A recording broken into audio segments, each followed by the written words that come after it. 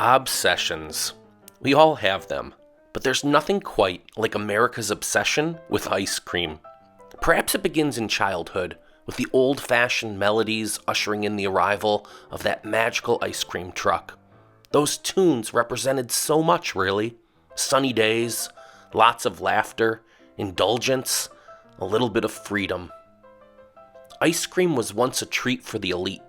In the Roman Empire, Nero had people fetch snow from the mountains and had it sweetened with fruit and honey.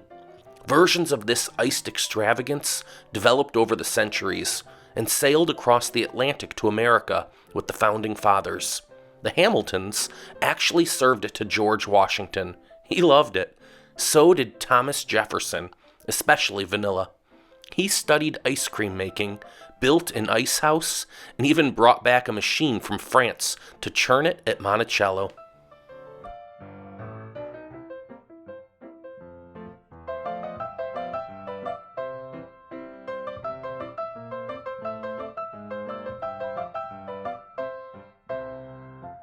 In the 1800s, ice delivery became more popular, and ice cream makers became more advanced.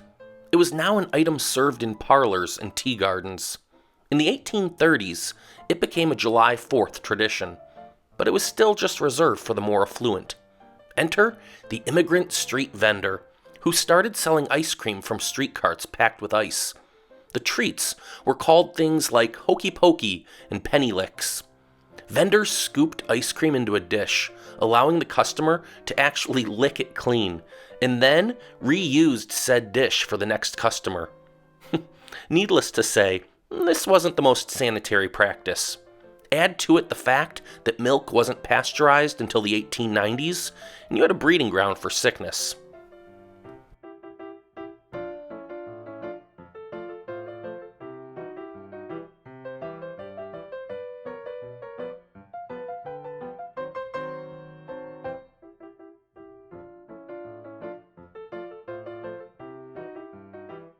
The turn of the century brought new food safety and hygiene regulations. At the 1904 World's Fair in St. Louis, a new food premiered that would change ice cream consumption forever: the ice cream cone. The crispy waffle with ice cream wasn't new in and of itself, but putting the ice cream in the cone was a new novel idea, and it was a hit.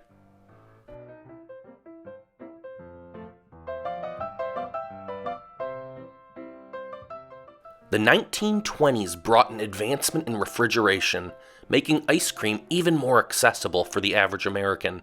And this is where Harry Burt came on the scene. He'd created Good Humor ice cream and had a successful ice cream delivery business.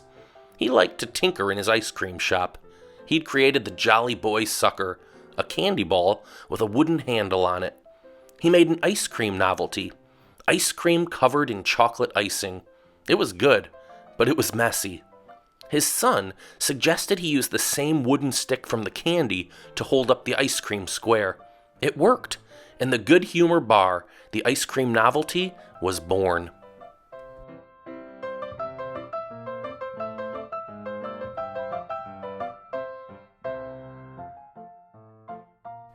Bert watched what was happening in the world around him. The suburbs were growing. The automobile was rising in popularity. Fast food was on the uptick, and ice cream shops and soda fountains were replacing the bars. It was prohibition, after all. Folks missed their alcohol, but they found some solace in ice cream. Bert rolled all of these new obsessions together and bought 12 refrigerated trucks to bring ice cream to the people. Professionalism was important to him, and so was cleanliness. His trucks were white and clean, and his drivers wore white uniforms. There was a specific route and a cheerful bell that would signal the truck's arrival. The trucks even inspired a little golden book called The Good Humor Man. During the Great Depression, ice creams or popsicles from the truck became an indulgence that could be afforded on occasion, and so the ice cream truck survived, thanks to its low prices. In 1932, some 14 million Good Humor bars were sold in just New York and Chicago alone. The trucks had no door on the passenger side. This allowed the driver to hop out and quickly serve the frozen treats, all with his signature smile. It was an efficient process and became a welcome sight on city streets everywhere. After World War II ended, Good Humor had over 2,000 trucks nationwide. Competitors sprung up too. Mr. Softy hit the road in 1956 in Philadelphia. Two brothers, William and James Conway, created a soft-serve machine and put it into a van. This allowed the driver to walk right back into the cold storage and serve from an open window.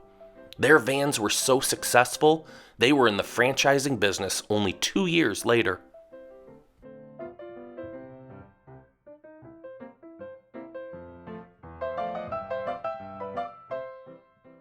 At some point, music replaced the bells. Some believe it happened first in California, when a vendor strapped an amplified music box to the roof of his truck and blared some tunes. This wooing of kids with tinny loud music worked, and the idea caught on across the country. You might hear, "It's a Small World," or "Pop Goes the Weasel." Perhaps the most recognizable tune, though, is "The Entertainer," that ragtime piano song composed by Scott Joplin in 1902.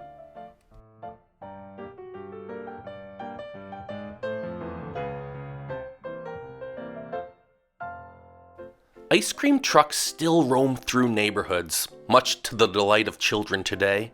The Good Humor trucks phased out in the late 70s, but Mr. Softy is still going strong with hundreds of trucks in over a dozen states. You'll find lots of vintage trucks today, along with a host of modern ones, with one added twist or another to help them stand out.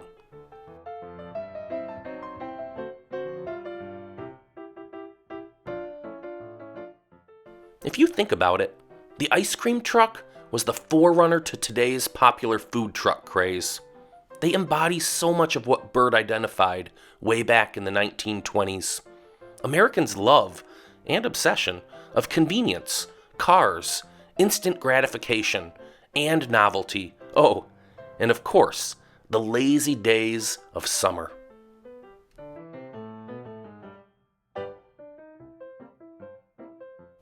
Thanks for watching Memory Mountain. If you enjoyed this video, please click to subscribe to our channel and hit that thumbs up button. Be sure to tap the notification bell so you'll be one of the first to know when we post our next story looking back over the landscape of Americana.